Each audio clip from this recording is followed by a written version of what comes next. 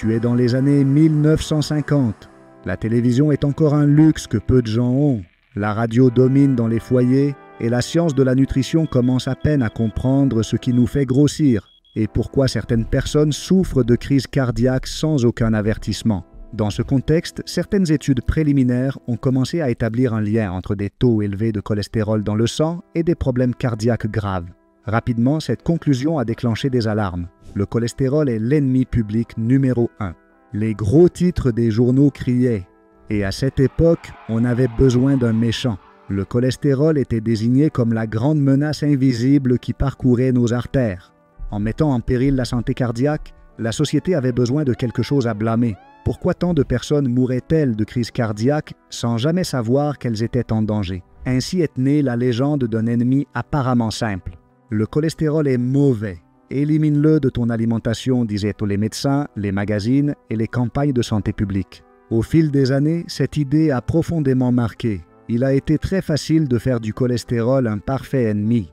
Cela apparaît dans l'analyse de sang. Vous faites un prélèvement, on vous donne un chiffre élevé et voilà, le coupable est là.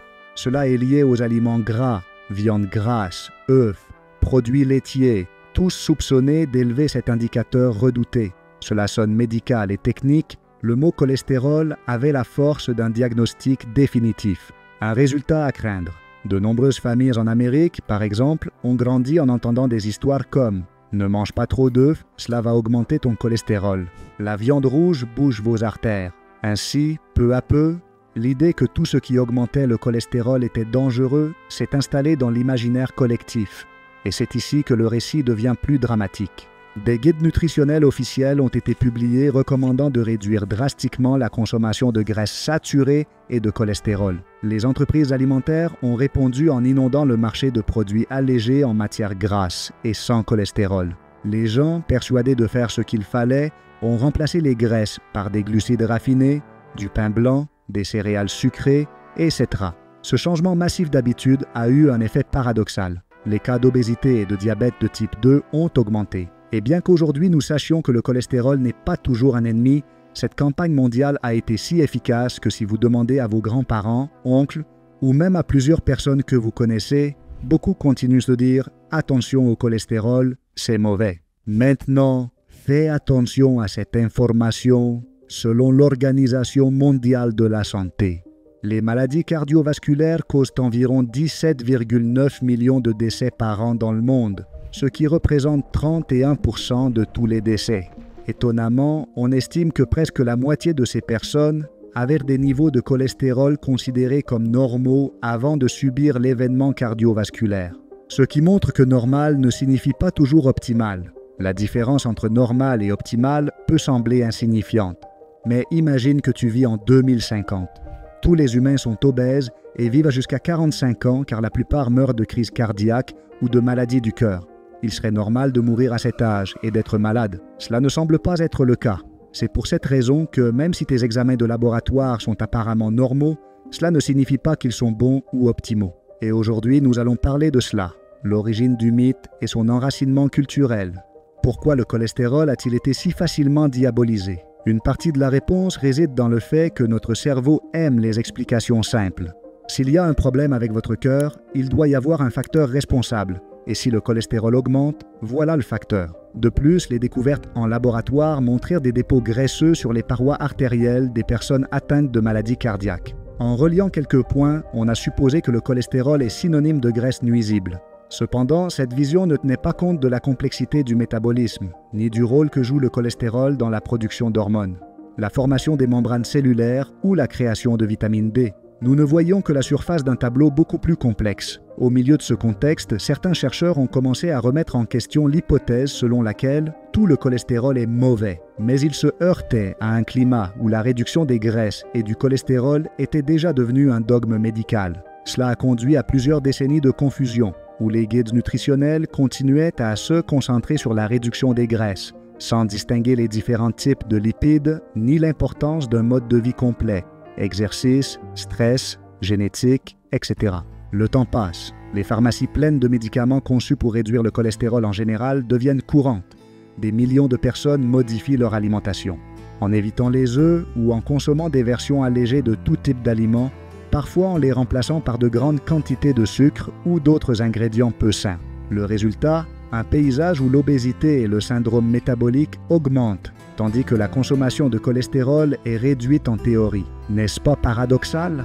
On suppose que la maladie cardiovasculaire, l'origine de tout ce dilemme, aurait dû diminuer si le cholestérol alimentaire était réellement l'ennemi principal.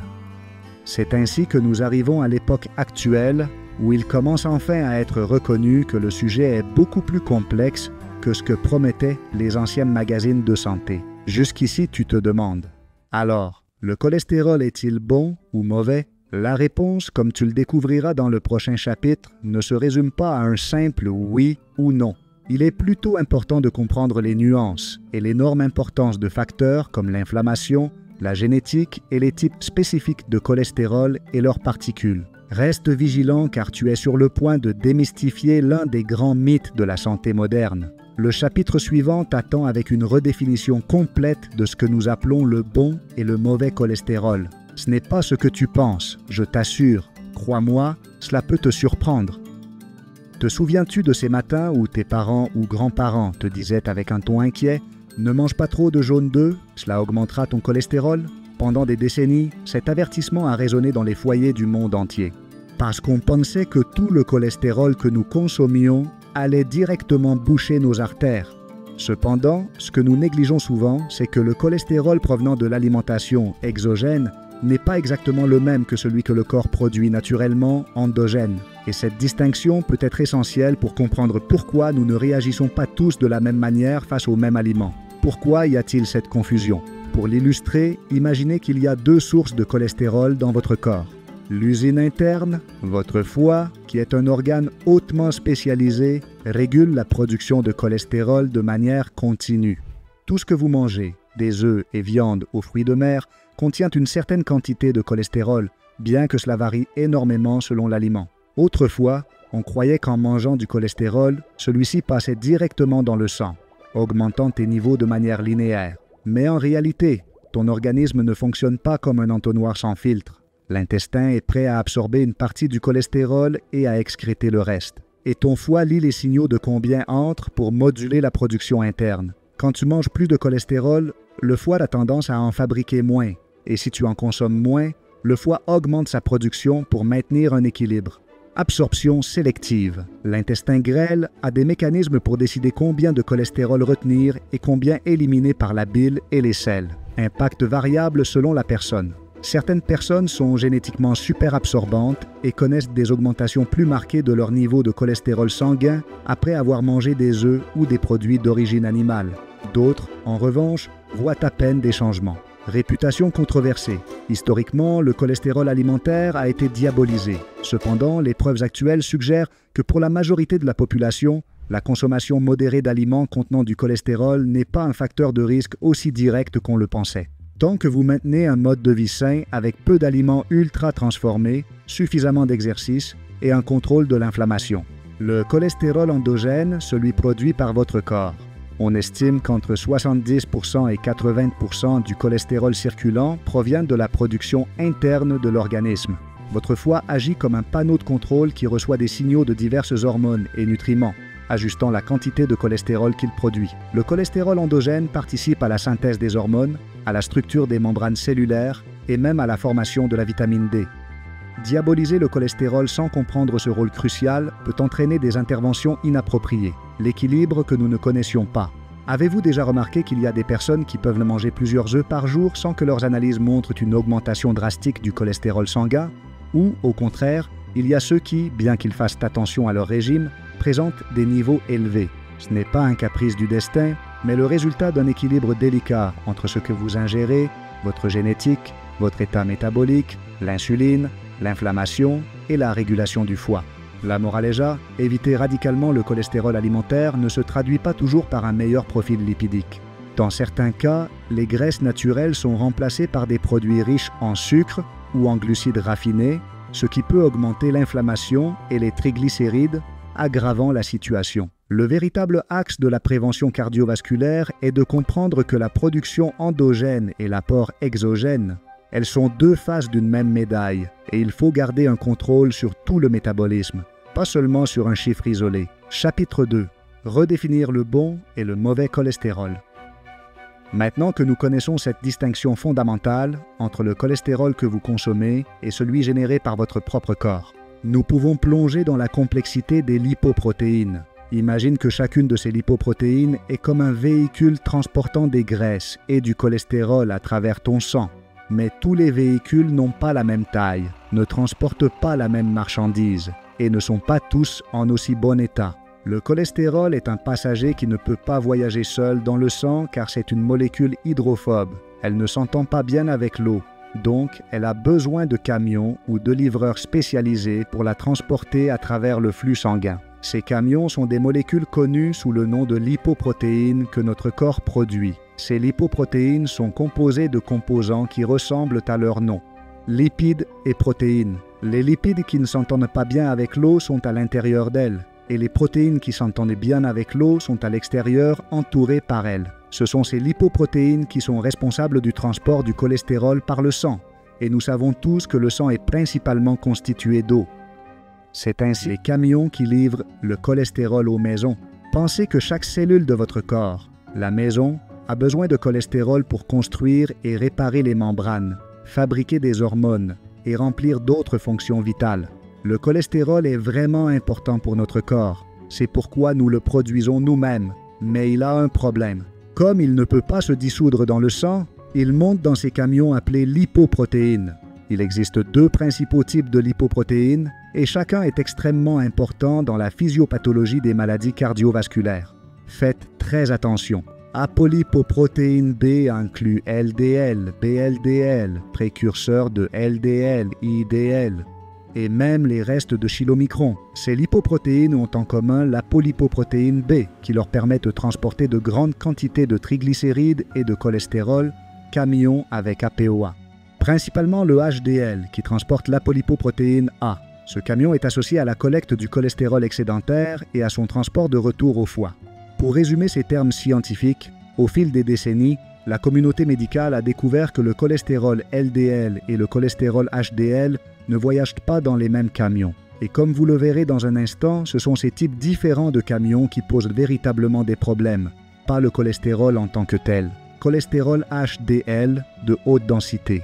Pourquoi est-il appelé haute densité? Parce que la lipoprotéine APOA par laquelle il est transporté a un rapport plus élevé de protéines par rapport au cholestérol, ce qui signifie qu'il transporte en réalité moins de cholestérol dans cette molécule. Elle est associée à des effets protecteurs pour le cœur, car elle aide à récupérer l'excès de cholestérol des tissus et le ramène au foie. C'est pourquoi on l'étiquette comme bon.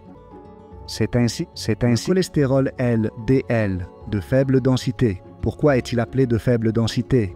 Parce que la lipoprotéine ApoB qui le transporte a un rapport protéine-cholestérol plus faible, ce qui fait que cette molécule transporte en réalité plus de cholestérol. On pensait que, puisqu'elle est la particule qui transporte la majorité du cholestérol dans le sang et qu'on la trouve souvent dans les plaques artérielles, elle était la principale coupable. C'est de là que vient l'étiquette de mauvais. Mais que se passe-t-il si je te dis que le LDL n'est pas nécessairement mauvais par définition, mais que son effet dépend de facteurs comme la quantité de particules, la taille et le degré d'inflammation, d'oxydation.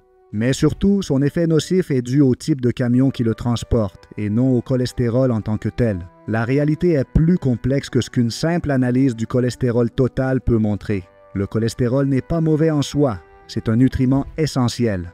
Ce qui complique tout, c'est lorsque les camions avec ApoB se retrouvent coincés à l'entrée de certaines cellules ou, pire encore, dans la paroi interne des artères. Endothélium. L'endothélium comme le gardien. L'endothélium est comme la porte d'accès de chaque maison. Cellule ou tissu. Lorsque l'endothélium est en bonne santé, habituellement dans notre enfance et nos premières années de vie, il est capable de contrôler qui entre et qui sort correctement. Cependant, avec les années, il se détériore et s'enflamme. En raison de nos mauvaises habitudes de vie, il devient un portail oxydé. Cela permet à certaines lipoprotéines de rester collées dans ses entrailles. Et les camions ApoB sont ceux qui se bloquent le plus, tandis que les camions APOA ne se bloquent généralement pas. La chose absolument importante à comprendre en ce moment est qu'en réalité, toute particule ApoB peut devenir très problématique si elle pénètre la paroi artérielle et subit une oxydation. Ce n'est pas seulement le LDL, mais aussi le BLDL, cholestérol de très basse densité, et l'IDL, cholestérol de densité intermédiaire, qui voyage dans l'APOB. Bien que le LDL ait été au centre de l'attention, il existe des particules de la famille APOB encore plus chargées et potentiellement dangereuses. Par exemple, le LDL, très riche en triglycérides, qui est ensuite raffiné en LDL. Regarde cette donnée surprenante. Dans une étude publiée dans le JAMA, journal de l'Association médicale américaine, environ 50% des patients hospitalisés pour un événement coronarien aigu présentaient un LDL dans les limites normales, 130 mg. Cette donnée réfute l'idée que maintenir le LDL en ordre suffit pour être en sécurité et souligne l'importance d'évaluer des indicateurs plus avancés comme l'EPOB. Pour une vision plus précise du risque, pourquoi les APOA ne restent-elles pas si facilement? Alors que les APOB ont tendance à rester coincés dans la paroi artérielle lorsque quelque chose se passe mal, inflammation, excès de particules, lésions à l'endothélium, les lipoprotéines avec APOA, donc le HDL ont une autre mission et un autre comportement. Ils récupèrent le cholestérol excédentaire.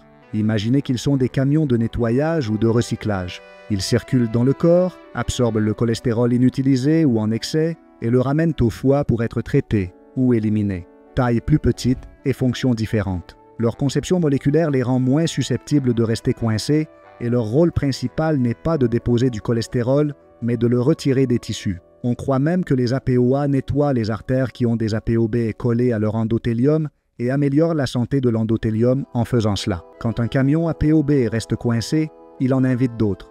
Voici le drame. Si une particule d'APOB, disons LDL ou BLDL, parvient à traverser l'endothélium et reste coincée, des dommages à la paroi artérielle peuvent survenir. Ces dommages commencent à attirer davantage de particules et de cellules du système immunitaire. Oxydation de la particule. Les lipoprotéines piégées s'oxydent, devenant des leurres très attrayants pour les cellules immunitaires. Les macrophages arrivent. Ce sont des cellules de défense qui, en détectant des particules oxydées, commencent à les dévorer, formant des cellules spumeuses, cellules FOAM. Cascade inflammatoire.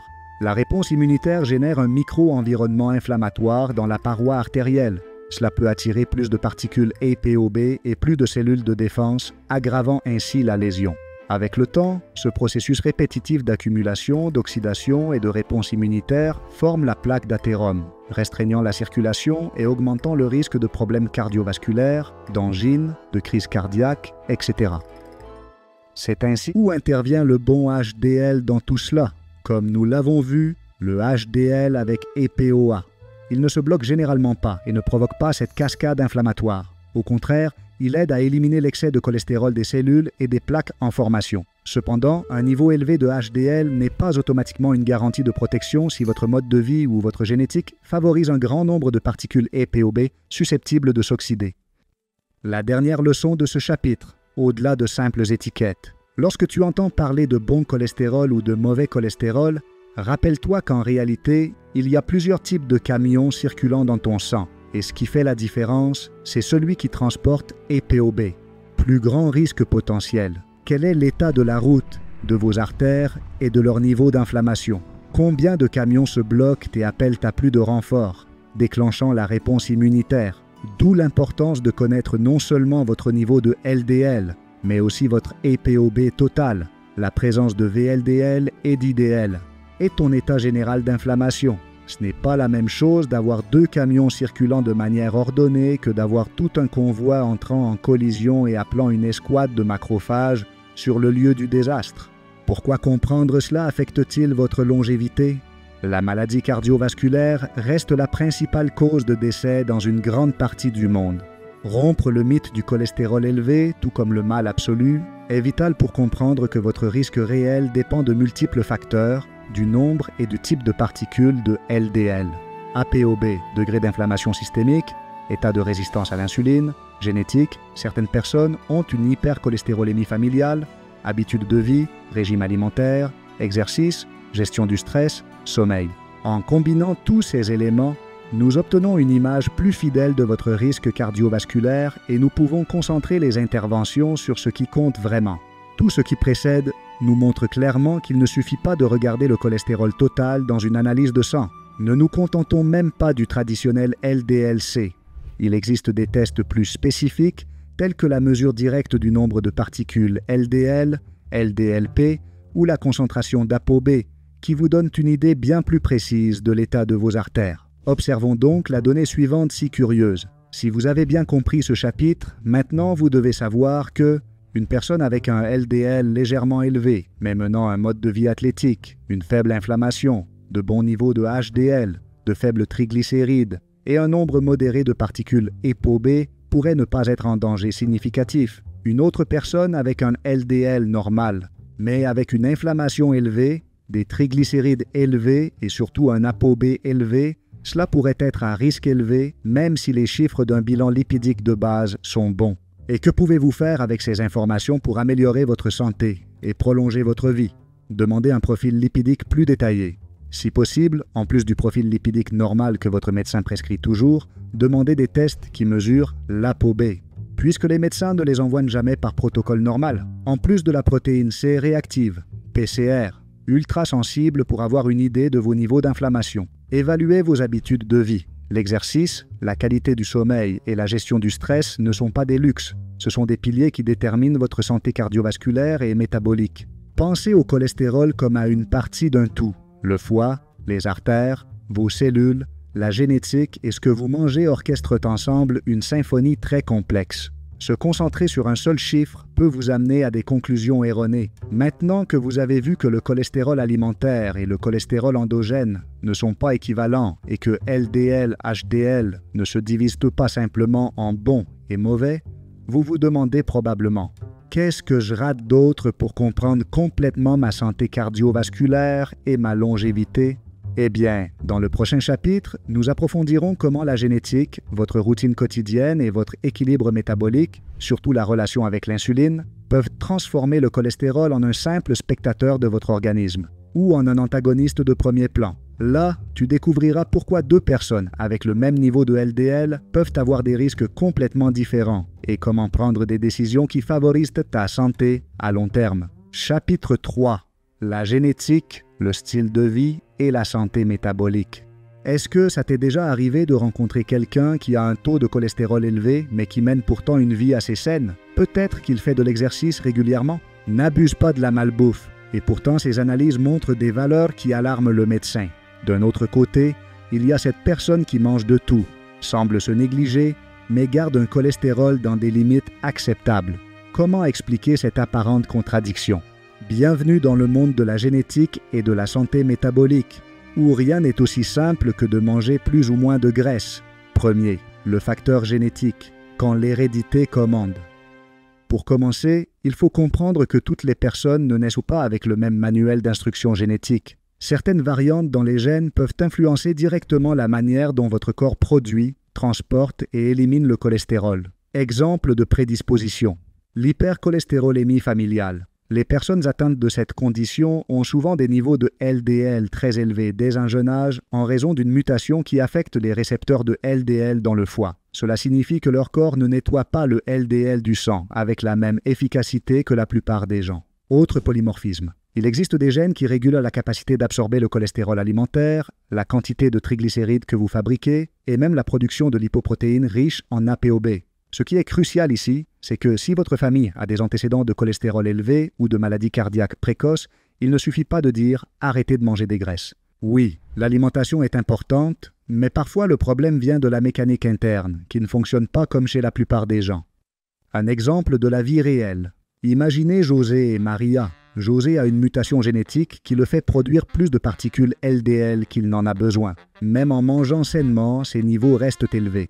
Maria, quant à elle, n'a pas ce problème génétique, mais son régime alimentaire et son mode de vie sont tellement désordonnés que, finalement, elle se retrouve également avec des niveaux élevés de LDL, bien que pour des raisons différentes. Le résultat, tous deux ont un risque cardiovasculaire élevé. Mais la stratégie pour les aider ne sera pas exactement la même. Pour José, il faudra surveiller de plus près ses particules ApoB. Peut-être ajuster plus précisément son régime alimentaire et envisager des interventions spécifiques. Maria, en revanche, pourrait s'améliorer considérablement simplement avec un changement global d'habitude. 2. Le rôle de la santé métabolique, bien plus que le simple cholestérol. Mais la génétique n'est pas tout. Notre mode de vie peut activer ou désactiver certains gènes, aggraver ou améliorer la situation. C'est ici que la santé métabolique, la résistance à l'insuline, entre en jeu. Lorsque le corps ne répond pas bien à l'insuline, Les niveaux de glucose dans le sang et les triglycérides augmentent, facilitant la production de VLDL, une autre lipoprotéine avec ApoB. En même temps, l'inflammation chronique de bas grade s'accroît, ramollissant l'endothélium, le rendant plus susceptible à l'adhésion des particules. Inflammation systémique. Manges-tu beaucoup d'aliments ultra transformés? Souffres-tu de stress chronique? Ne dors-tu pas assez? Tous ces facteurs favorisent un état inflammatoire qui rend vos artères un terrain fertile pour que les particules ApoB s'y coincent. Exercice et composition corporelle. Ce n'est pas seulement le poids corporel en kilogrammes, mais où la graisse s'accumule-t-elle? L'excès de graisse viscérale autour des organes altère la sensibilité à l'insuline et augmente l'inflammation. Cependant, une activité physique régulière améliore la capacité de votre corps à gérer les graisses et les sucres. Le mythe de manger moins de graisse ou moins de cholestérol. Pendant des années, l'idée que la seule étape importante pour réduire le cholestérol est de diminuer la consommation de graisses saturées ou de cholestérol alimentaire a été martelée. Cependant, cela ignore le reste de l'équation métabolique. Vous pouvez manger quelques œufs, mais si votre alimentation est pleine de sucre et de glucides raffinés, cela entraînera une montée des triglycérides, plus grande accumulation de graisse viscérale et plus d'inflammation. Certaines personnes peuvent tolérer plus de graisse dans leur alimentation sans augmenter beaucoup leurs lipoprotéines dangereuses, à condition de maintenir un équilibre global des protéines de qualité, des glucides non raffinés, suffisamment de micronutriments et un mode de vie actif. Troisième, le cercle vertueux ou vicieux de la santé métabolique. La bonne nouvelle est que vous n'êtes pas prisonnier de vos gènes, du moins pas à 100%. Votre santé métabolique peut améliorer ou aggraver la prédisposition génétique que vous avez. Imaginez-la comme un grand régulateur qui peut atténuer ou intensifier les tendances héritées. Si vous favorisez un environnement interne équilibré, bonne alimentation, exercice, gestion du stress, bon sommeil, vous aurez des artères moins enflammées, un nombre réduit de particules ApoB et un endothélium plus résistant à l'adhésion. Si vous continuez de mauvaises habitudes, vos gènes défavorables seront exacerbés. De plus, même si vous n'avez pas de forte prédisposition génétique, l'accumulation de facteurs négatifs peut également vous exposer à des risques élevés de maladies cardiovasculaires. Mais restez avec moi. Pourquoi suis-je sur le point de mentionner un ennemi mortel que nous ne mesurons presque jamais? Et si tes gènes ne sont pas de ton côté, il se peut que tu l'aies déjà. La calcification dans tes artères. Chapitre 4. L'indice de calcium comme indicateur de risque cardiovasculaire. As-tu déjà entendu parler de l'indice calcique ou calcium score et tu t'es demandé pourquoi de plus en plus de personnes le font pour connaître leur risque cardiovasculaire? Imagine que tu as une radiographie spéciale du futur de ton cœur, un aperçu préalable de combien ils se sont durcis. Oh non, tes artères! C'est, en termes simples, le pouvoir de l'étude du calcium coronaire, CCA dans sa version anglaise. Premier, qu'est-ce que le calcium score et pourquoi est-ce important? Le calcium score consiste en une tomodensitométrie des artères coronaires qui détectent et quantifient la présence de calcium dans la paroi artérielle. Au fil du temps, les plaques artérielles ont tendance à se calcifier. C'est pourquoi la présence de calcium dans les artères coronaires est associée à un risque accru de développer des événements cardiaques comme des crises cardiaques. Plus cet indice est élevé, plus on a tendance à avoir de plaques calcifiées. Comment se fait-il? Généralement, c'est un scan non invasif et rapide. Pas besoin de moyens de contraste ni de procédures douloureuses. Cela mesure la quantité et la densité du calcium exprimée sous forme de score.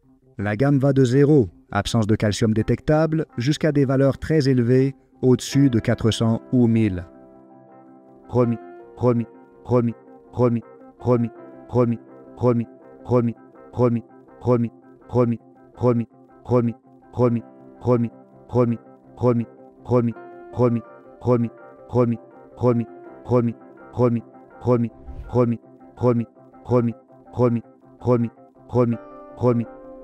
Étant donné qu'il pourrait exister des plaques molles non détectées par le test et divers facteurs, l'inflammation, l'hypertension, la dyslipidémie peuvent faciliter la formation de nouvelles plaques avec le temps.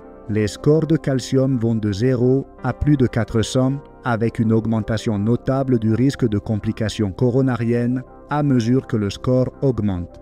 Par exemple, ceux qui dépassent les 100 points ont jusqu'à 10% de chance d'avoir un événement cardiaque en 10 ans, tandis qu'au-dessus de 400, le risque peut dépasser 20% sur la même période. Il convient de noter que de nombreuses personnes ayant des scores de calcium élevés présentent des niveaux normaux de cholestérol ou de glucose, découvrant ainsi une menace cachée pour vos artères. En conséquence, le score calcique est essentiel pour dévoiler les problèmes qui pourraient passer inaperçus lors d'examens traditionnels, même si votre médecin dit que vous n'avez pas de critères pour le faire. Cependant, il est de mieux intégrer dans une évaluation cardiovasculaire complète avec des marqueurs avancés APOB, PCR ultrasensible, mesure de résistance à l'insuline entre autres, et une évaluation du style de vie. Un score de calcium bas n'exempte pas de faire attention à l'alimentation, l'exercice et le contrôle de l'inflammation chronique, tandis qu'un niveau élevé nécessite une surveillance plus étroite et souvent des interventions pour limiter la progression de la plaque.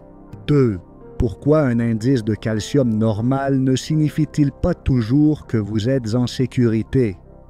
L'un des grands mythes autour de cette étude est de croire qu'un score de calcium bas ou égal à 0 signifie que tout va parfaitement bien. Sans aucun doute, un score de calcium de 0 est généralement associé à un risque plus faible à court et moyen terme. Mais il ne capte pas les plaques molles. Le calcium coronaire enregistre les plaques qui se sont déjà calcifiées, mais ne détecte pas toujours les plaques molles, non calcifiées, qui peuvent être instables et se rompre, provoquant une crise cardiaque. Les facteurs de risque restent présents. Même si l'indice de calcium est bas, si l'on observe des niveaux élevés d'inflammation, une résistance à l'insuline ou des particules APOB élevées, le risque réel pourrait être dissimulé, le temps et la progression. Un score bas aujourd'hui ne garantit pas qu'il restera bas dans quelques années. Si aucune mesure n'est prise, des plaques peuvent se former et se calcifier plus tard. En d'autres termes, un résultat normal peut être une bonne nouvelle. Mais cela ne donne pas carte blanche pour négliger le régime, l'exercice ou l'inflammation. Le corps est un système dynamique et l'absence de calcium aujourd'hui n'exclut pas la formation de plaques dangereuses demain. 3e, comment le score calcique s'intègre-t-il dans vos examens? On confond souvent le calcium score avec un substitut absolu d'autres marqueurs lipidiques ou tests d'imagerie. Bien qu'il soit très utile, il ne remplace pas l'analyse détaillée d'APOB et de LDLP. Savoir combien de particules potentiellement athérogènes, camions APO, circulent dans vos artères est essentiel pour prédire la formation future de plaques, marqueurs inflammatoires. Protéine C, réactive ultrasensible. L'inflammation chronique peut déclencher l'apparition de plaques instables. Évaluation de la santé métabolique comprend des mesures comme l'insuline à jeun, l'hémoglobine glyquée, A1C ou le modèle d'évaluation de l'homéostasie de l'insuline et du glucose, car la résistance à l'insuline peut accélérer la maladie artérielle. Autres études d'imagerie. En cas de doute ou chez les populations à haut risque, une angiographie coronaire qui utilise un contraste peut détecter des plaques molles que le score calcique ne révèle pas. 4e, qui devrait passer le test Calcium Score? Bien que chaque cas soit particulier, nous devrions tous passer un test de calcium au moins une fois dans notre vie après l'âge de 20 ans pour identifier précocement s'il y a quelque chose d'anormal avec notre risque cardiovasculaire. 5e, prendre des mesures pour améliorer ou maintenir un bon score. Supposons que votre taux de calcium était faible, voire nul, et que vous souhaitiez qu'il reste ainsi, ou que votre score était élevé et que vous deviez inverser la tendance. Travaille sur l'inflammation, maintient un style de vie qui réduit le stress chronique, améliore le sommeil, limiter les aliments ultra transformés et les excès de sucre, l'exercice structuré, l'entraînement en force et les activités aérobies contribuent à contrôler la pression artérielle et à améliorer la sensibilité à l'insuline. 2 piliers pour protéger vos artères. Surveillance constante. Un score de 0 aujourd'hui pourrait augmenter dans quelques années si vous abandonnez les bonnes habitudes. Répétez le test périodiquement. Selon les recommandations médicales, cela peut être utile pour évaluer la progression ou la stabilisation de la maladie. Traitement spécifique. Dans les cas à haut risque, un professionnel de santé pourrait recommander des changements alimentaires, pharmacologiques ou des interventions plus rigoureuses pour ralentir la progression de la calcification. 6e réflexion finale sur l'indice de calcium. Le score de calcium n'est pas la baguette magique qui résoudra toutes les énigmes de votre santé cardiovasculaire. Mais il fournit une carte de l'état de calcification de vos artères, avec des tests de lipides avancés, des marqueurs inflammatoires et une évaluation globale de la santé métabolique. Il devient un outil supplémentaire pour affiner la prédiction des risques et prendre des décisions personnalisées. Aimes-tu ces documentaires éducatifs plus longs que nos vidéos habituelles? Fais-le moi savoir dans la section des commentaires. Je veux t'inviter à visiter notre coach de santé sur toutvisalud.com. Si tu veux en savoir plus sur ce sujet, Notre coach est prêt à t'aider. N'oublie pas de partager cette vidéo avec ta famille et tes amis. Cela nous aide à continuer à créer du contenu comme celui-ci. À la prochaine. Je t'embrasse.